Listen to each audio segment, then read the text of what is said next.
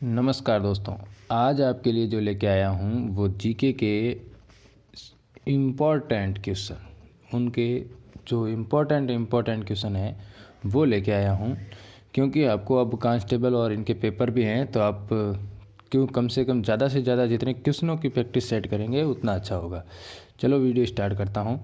कि राजस्थान में खारे पानी की जो झील है, राजस्थान में खारे पानी की झीलों किस भाग के अवशेष है? जो खारे पानी की झीलें हैं, ये खारे पानी की झीलें हैं राजस्थान के, वो किस भाग के अवशेष हैं भाई? किस भाग के अवशेष हैं? तैतीस सागर के। किस भाग के अवशेष हैं? तैतीस सागर के अवशेष हैं। अब दूसरा, अगला नेक्स्ट बोलूँगा मैं कि नेक्स्ट क्वेश्चन, नीला ग्रह के नाम से जाना जाता है या नीला ग्रह कहलाता है, वो है पृथ्वी। ठीक है दोस्तों। नेक्स्ट, मतलब आपको ऐसी कौन सी नदी है जो बंगाल की खाड़ी में मतलब गिरती है? जैसे ऑप्शन में दे रखा होगा कि साबी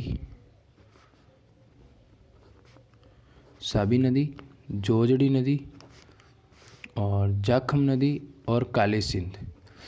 ये सारी नदियां दे रखी है। आपको पूछ रहा है कि कौन सी नदी है जो बंगाल की खाड़ी में गिरती है, तो यहाँ पे हो जाएगी काली सिंध। ठीक है दोस्तों। अब है राजस्थान की जो ऐसी कौन सी नदी है जो 12 महीना बह है, मतलब 12 मास नदी कहलाती है। 12 मास नदी कहलाती है राजस्थान की। 12 मास बहने वाली नदी सभी को पता है शायद ही मेरे हिसाब से, कि चंबल नदी, इसे फरारी नदी भी कहते हैं। अब अगला नेक्स्ट, कि चूल या जलप्रपात की ऊंचाई कितनी है? Height 18 metre. क्वेश्चन आ सकता है, वेरी इंपॉर्टेंट क्वेश्चन है। अब अरब सागर में प्रभावित होने वाली जो नदी है वो कौन सी है? आपको मैं नाम बता रहा हूँ, उसमें बताना है। रूपारेल, कांतली, गंभीरी और साबरमती।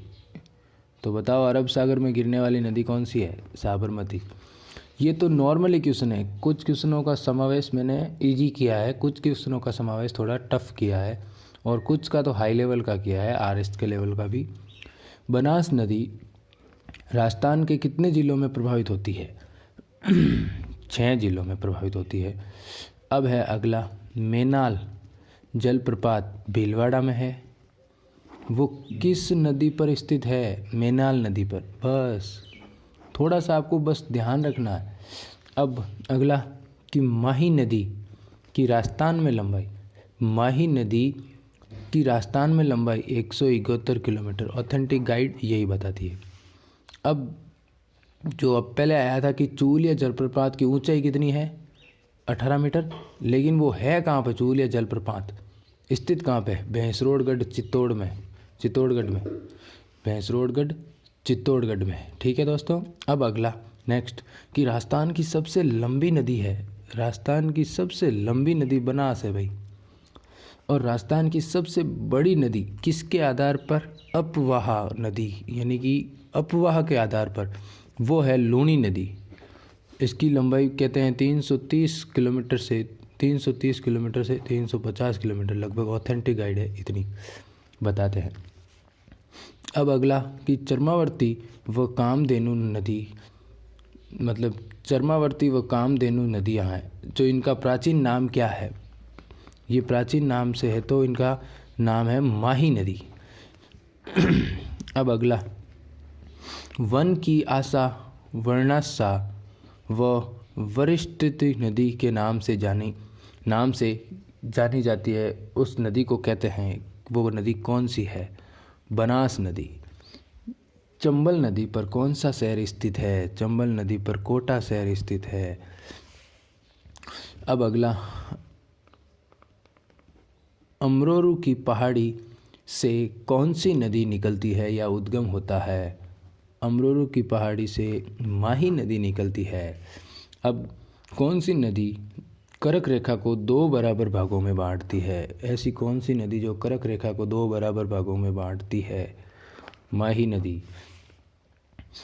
उदयनाथ की पहाड़ियाँ थानागाजी अलवर से किस नदी का उद्गम होता है? उदयनाथ की पहाड़ियाँ थानागाजी अलवर से किस नदी का उद्गम होता है भाई? रूपारेल। दोहम दोहम जलप्रपात किस जिले में है? इंपॉर्टेंट क्वेश्चन है, अबकी बार ये आने के लायक है। दोहम जिला जो जलप्रपात है वो धौलपुर में है। अब है खांडू नामक स्थान राजस्थान में कौन सी नदी प्रवेश करती है? खादू है, जबकि ये सही तो, लेकिन खांडू पढ़ते हैं। खादू खादू से अपन माही नदी प्रवेश करती है राजस्थान के। अब किस नदी के प्रभाव क्षेत्र में सर्वाधिक बीड़ भूमि पाई जाती है? चंबल बीड़ और सीधो नाम ही अड़ोड़ो कणी हुणी उड़ो वही चंबल है। वह नदी जिसका उल्लेख ऋग्वेद में मिलता है। अब ऋग्वेद में अड़की नदी है जिन्हें उल्लेख मिला, यानी कि इन्हें चर्चित है, सरस्वती नदी। अब है डुड्डी नदी का उद्गम किस जिले से होता है? जयपुर से। उत्तर प्रदेश व मध्य प्रदेश की सीमा। अब देखो ये इंपॉर्टेंट क्वेश्चन है, ऐसे क्वेश्चनों को पूछा जाता है। मतलब उत्तर प्रदेश व मध्य प्रदेश की सीमा पर चंबल नदी के किनारे कौन सा दुर्ग स्थित है? शेरगढ़। गिलिडू सभ्यता किस नदी पर स्थित है? अब वो कभी हुई ही कौन बना, बनास नदी मात है। राजस्थान व मध्य प्रदेश के बीच सीमा बनाने वाली नदी चंबल नदी। मेजा बांध किस नदी पर स्थित है? कोठारी बांध पर, नहीं कोठारी नदी पर, सॉरी। मेजा बांध किस नदी पर है? कोठारी।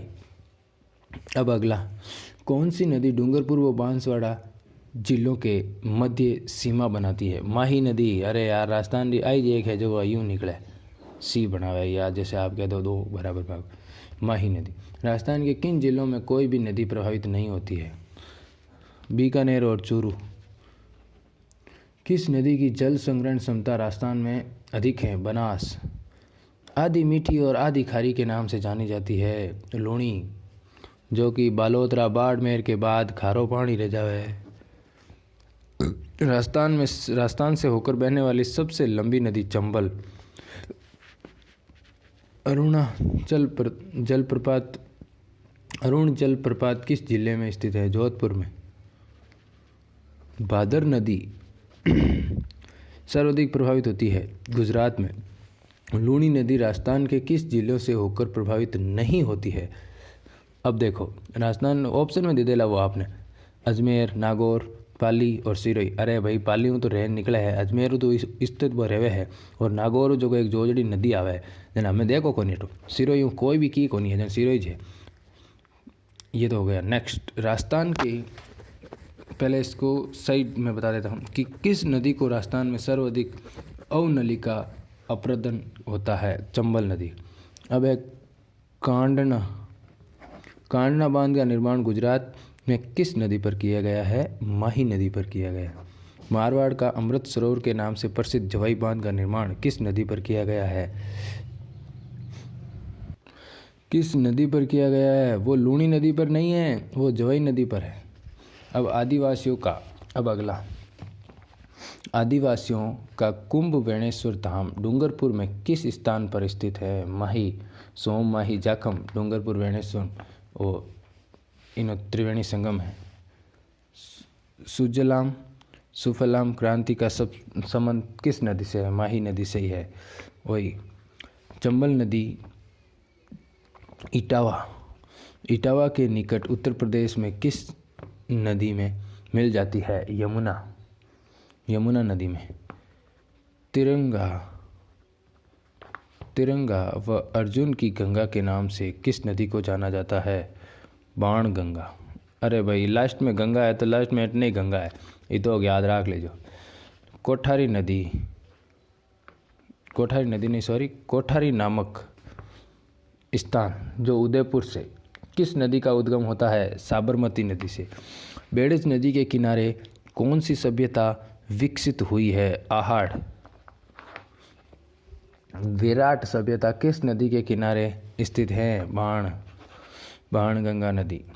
अलवर जिले की सबसे बड़ी नदी साबी। गांधी जी का साबरमती आश्रम गुजरात में किस नदी के किनारे स्थित है? साबरमती नदी के किनारे स्थित है। गुजरात का जो है वो इस नदी। अब है सीकरी, ओ इम्पोर्टेंट है, सीकरी बांध कट है भरतपुर में, किस नदी के किनारे है? किस नदी का पानी जाता है या किस नदी के मतलब अटैच में है या संबंध है उससे रखता है? वो है रूपारेल। ठीक है दोस्तों। अब है 12 में परिवहन परियोजना किस नदी पर बनाई गई? परिवहन नदी पर, सीधी सी बात है। गुजरात का गांधी सागर व अहमदाबाद शहर किस नदी के किनारे स्थित है? साबरमती। किस नदी को पूर्व में वाकल के नाम से जाना जाता था? साबरमती। मैथा नदी अपना जल किस झील में डालती है? सांबर झील में। खारी, मैथा, खंडेली, ये सांबर झील की जो 4 है वो सहायक नदियां हैं। खारी, मैथा, खंडेली, ये सारी। तो यहाँ पे मैथा आ गई तो मैथा देख लीजिए, सांबर राइट। अब है कालंका की पहाड़ी हिमाचल प्रदेश में किस नदी का उद्गम होता है? यहाँ पे गग्गर नदी है। किस नदी के प्रभा क्षेत्र को पाट कहते हैं? ओ इम्पोर्टेंट है, गग्गर नदी के पाट जो क्षेत्र है उसको पाट कहते हैं।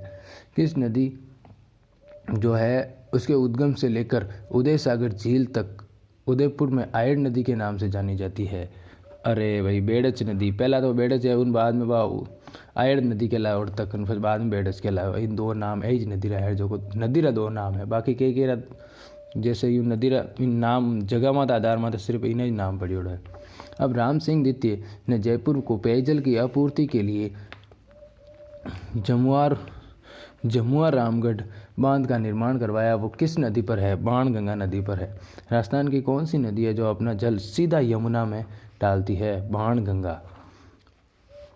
ऋग्वेद के 7वें मंडल में कौन सी नदी का उल्लेख किया गया है? गग्गर नदी का उल्लेख। राजस्थान की कौन सी नदी है जो अधिक वर्षा से कम वर्षा की ओर प्रभावित होती है? लूणी नदी। और याद रख जो अटे वर्षा याद आएगा कि अगर अजमेर और पुष्कर में बरसात ज़्यादा रही है तो बालोतरा में बाढ़ रो प्रकोप देखने वास्ते मिले। चलो, हनुमानगढ़ में किस नदी को नाली के नाम से जाना जाता है? तो सीधी सी बात है भाई, सीधी सी गगर नदी है। उठना पहाड़ है तो उठना हनुमानगढ़ रहा होता ही। जिन्हों पर जड़ो पूछे बिना अनुसार अपन उत्तर देना के वो बुटनो पूछे तो बुटले नदियाँ याद करनी है। यूनिक अपन आटी पूछे तो अपन बुटले धौलपुर रो अपन लूणी तक ना जाओ ठेर अटने। अरे यार, अटने तो रह ही नहीं सके रहे, उठनो ही रही उत्तर तो बस। अब है राजस्थान की नदियों का आपको मैं एक साथ उद्गम बता रहा हूँ और उसको सम्मिलित कर रहा हूँ। जैसे पहला आपके पास है चंबल नदी। चंबल नदी का जो है वो क्या है भाई? एक उसके लिए जनापाव की पहाड़ियाँ। बी अगला लूणी नदी। लूणी नदी कहाँ से है भाई? नाग पहाड़ अजमेर से। अगला गग्गर नदी। गग्गर नदी कहाँ से है? शिवालिंग पर्वत कालिंगा की पहाड़ी। फिर है बेड़च नदी जो गोगुंदा की पहाड़ी यानी उदयपुर। ठीक है दोस्तों, ये सारे। अब अगला, राजस्थान की कौन सी नदी गुजरात के खोखा में जाकर कच्छ के रण में प्रवेश करती है? पश्चिम बनास। गांधी सागर बांध स्थित है चंबल नदी पर, कोई बात नहीं, ये तो अलग से। राजस्थान की कौन सी नदी है जो दक्षिण से उत्तर की ओर बहती है? चंबल नदी। आई जगह जो उल्टी जावे यूँ फंसी यूँ आवे फिर फाजी यूँ। निम्न में से, जैसे आपको छोटे छोटे 2% दे दूँ कि उनमें से चंबल नदी की सहायक नदी नहीं है। लीलड़ी नदी, आलियन नदी, कुराल नदी, बामणी नदी। लीलड़ी नदी नहीं है, बाकी सब है। गांधी सागर बांध स्थित है मध्य प्रदेश में। गांधी सागर बांध बनाया गया है चंबल नदी पर, वो याद रखना है। और टिब्बी नामक स्थान हनुमानगढ़ में कौन सी नदी प्रवेश करती है? गग्गर नदी। राजस्थान की नदी बनास नदी की जो सहायक नदी नहीं है वो बनास नदी की सहायक नदी कौन नहीं है भाई? लूणी। तो जो गंभीरी, डाइन, आइन, डूंडी ने तो है। अब है रामेश्वर जो बांध है यानी कि जो संगम है, त्रिवेणी संगम सवाई माधोपुर में, वो कौन सी नदियों से मिलकर बना है? चंबल, सीप, बनास, सोम, माही, जाखम, वेणेश्वर, डूंगरपुर, त्रिवेणी संगम। ठीक है दोस्तों, वीडियो कैसा लगा प्लीज़ अपने दोस्तों के साथ शेयर कर दीजिए। Thank you. मिलते हैं एक नए वीडियो के बाद और क्वेश्चनों को लेकर आएंगे हम। यहाँ पे भंडार है। धन्यवाद।